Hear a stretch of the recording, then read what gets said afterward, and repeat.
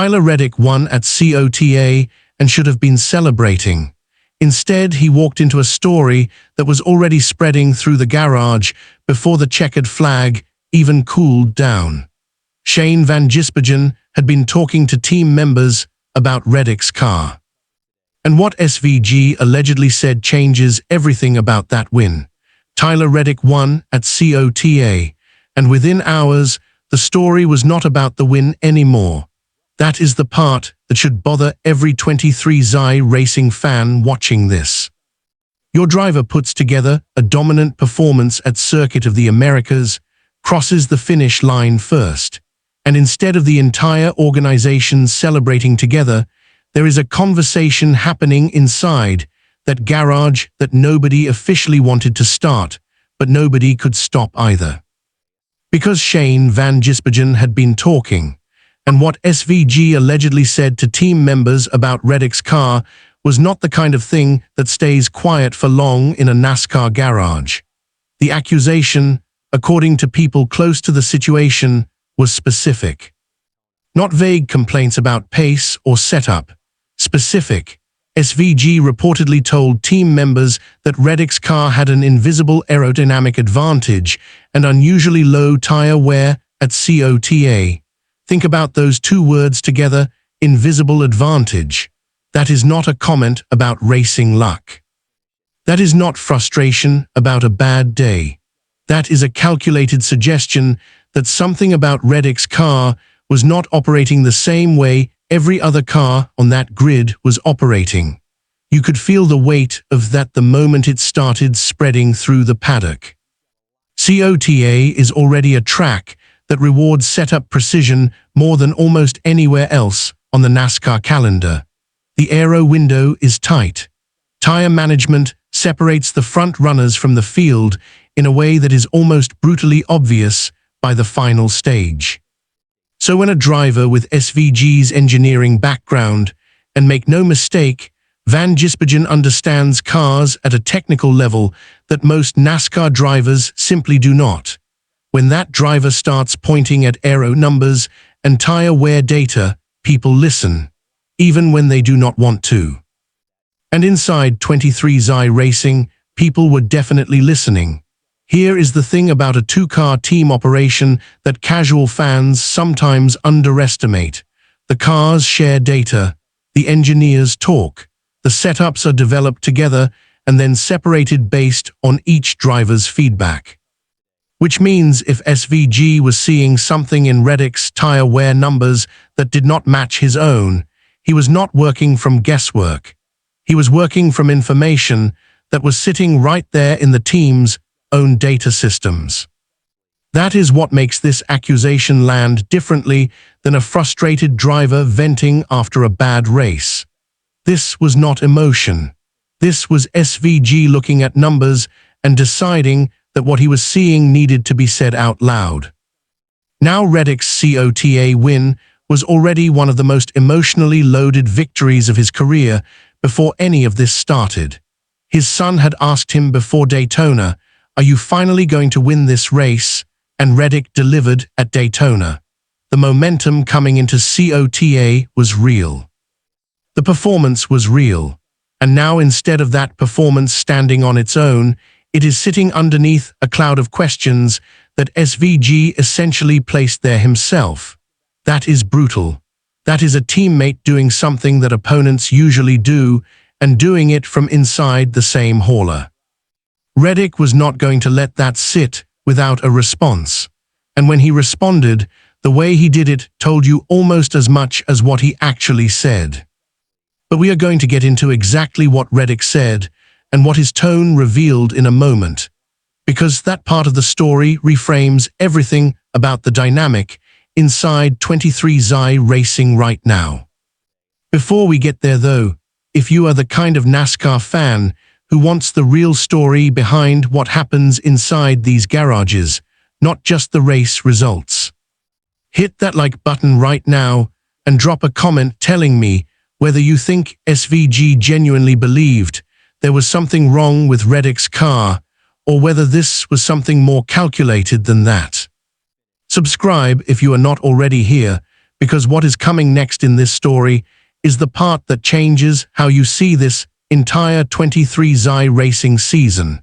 And once you hear Reddick's actual response, you will understand why this is nowhere near finished.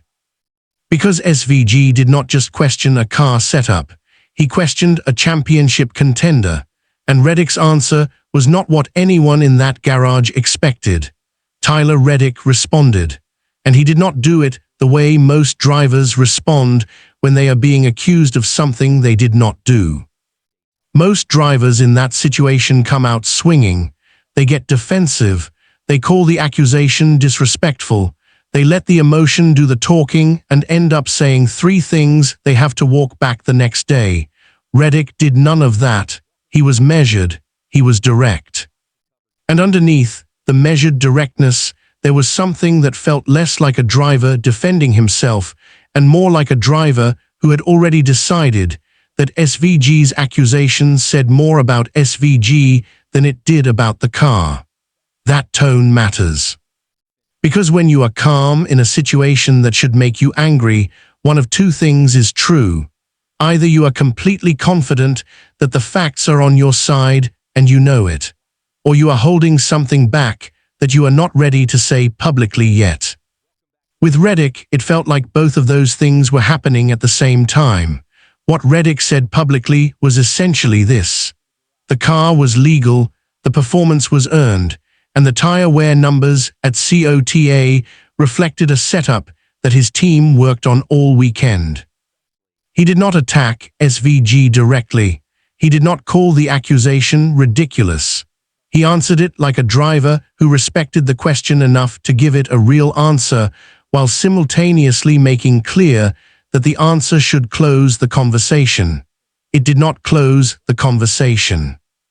Because here is the problem with responding calmly to an accusation that came from inside your own team. The calm response gets reported. The accusation gets reported. And then the story lives in that space between them where nobody can definitively say who is right. NASCAR had not officially opened any investigation into Reddick's COTA car at the time of his response. No technical inspection failure had been reported. No post-race teardown had flagged anything unusual. Which means officially there was nothing to respond to, and yet Reddick still had to respond because SVG had already made sure the question was out there. That is an incredibly difficult position for a championship contender to be placed in by his own teammate. But here is what nobody is talking about yet. SVG came into NASCAR from a completely different racing culture. In international motorsport, flagging a competitor's car through technical channels is a standard part of the competitive process. Teams do it routinely. Engineers do it without it being considered a personal attack. It is just how the sport operates at that level, but NASCAR's garage culture does not work that way. In NASCAR, you handle problems on the track or in private conversations between teams. You do not go to team members and start planting questions about a teammate's aerodynamic data. That is not how the relationships in this garage are built and maintained.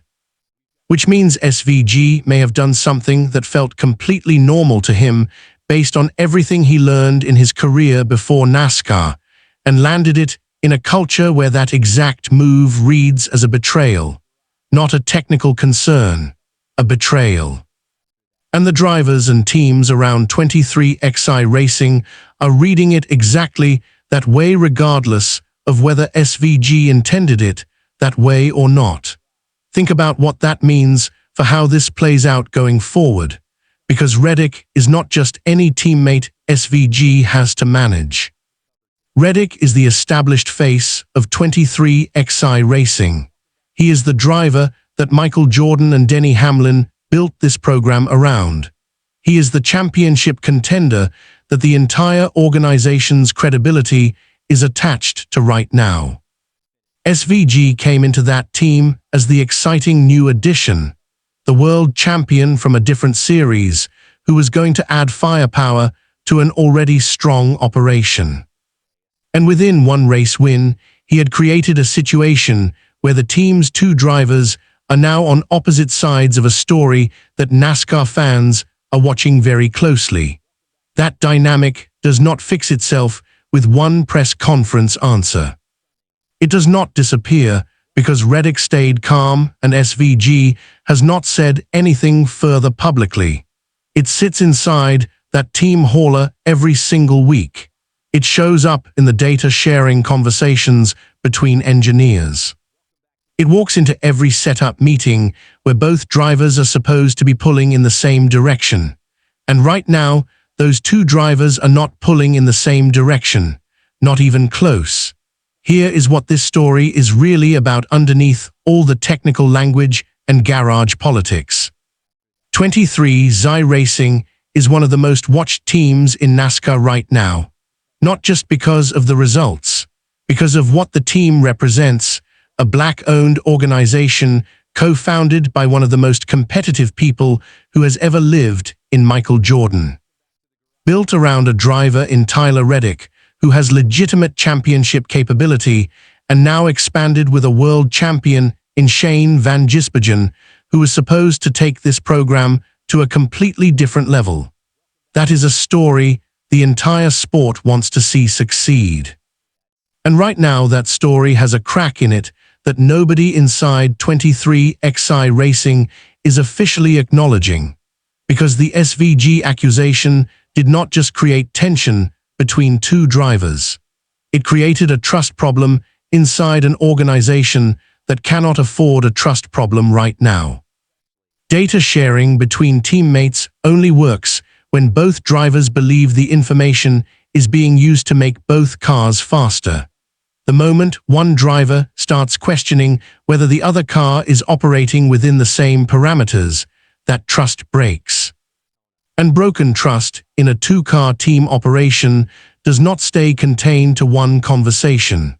It spreads into every decision the engineering staff makes about how much information to share, how openly to communicate, and whose feedback to prioritize when the setups diverge. That is the structural damage that nobody is putting a number on yet. The points implications of Reddick's COTA win are visible. The standings impact is measurable, but the internal cost of what SVG started in that garage, that is harder to see and significantly harder to repair. Look at where both drivers are in this season right now. Reddick is carrying momentum that started at Daytona and has not slowed down. His son asked him if he was finally going to win that race, and he delivered. That kind of confidence is fragile in ways that fans do not always appreciate. It is built on clean races, strong results, and an environment inside the team that keeps reinforcing the belief that everything is working. SVG's accusation directly attacked that environment, not the car, the environment. And SVG is in a completely different position. He is still finding his footing in a series that rewards track-specific experience in a way that no other racing series in the world does. Every week, he is learning something that Reddick already knows. Every setup conversation is one where Reddick's institutional knowledge carries more weight than SVG's raw talent, at least for now. That is a difficult place to be for a world champion who is used to being the most experienced person in the room. And difficult places produce difficult decisions sometimes. Was the accusation about the car genuinely what SVG believed he was seeing in the data? Or was it something else, a world champion trying to find an explanation for a performance gap that his pride was not ready to accept at face value? That question does not have a clean answer. And the fact that it does not have a clean answer is exactly why it is still alive inside that garage right now. NASCAR's silence on the matter is its own kind of statement. No investigation announced. No technical findings released. No official response to what SVG reportedly said to team members, which means the sanctioning body is either satisfied that nothing irregular happened with Reddick's car, or they are watching this situation develop before deciding whether to get involved. Neither of those options makes SVG's accusation go away. It just changes who is responsible for answering it next. The uncomfortable question that nobody inside 23XI Racing wants to face publicly is this: can these two drivers actually function as genuine teammates for the rest of this season now that this story exists between them? Because the garage does not forget, the engineers do not forget, and drivers who have been in this sport long enough know that once a question like this gets asked about a teammate's car, it never fully disappears. It just waits for the next race where the performance gap shows up again. Is Reddick's COTA win completely clean in your mind after everything SVG said, or does the accusation change how you see that result even slightly? Drop your honest answer in the comments, because this fanbase is split on this one, and I want to know exactly where you land. If this kind of inside the garage NASCAR coverage is what you have been looking for, leave a comment. And subscribe, because the SVG and Reddick story is going to keep developing every single week this season. And this is the place that will cover every layer of it properly.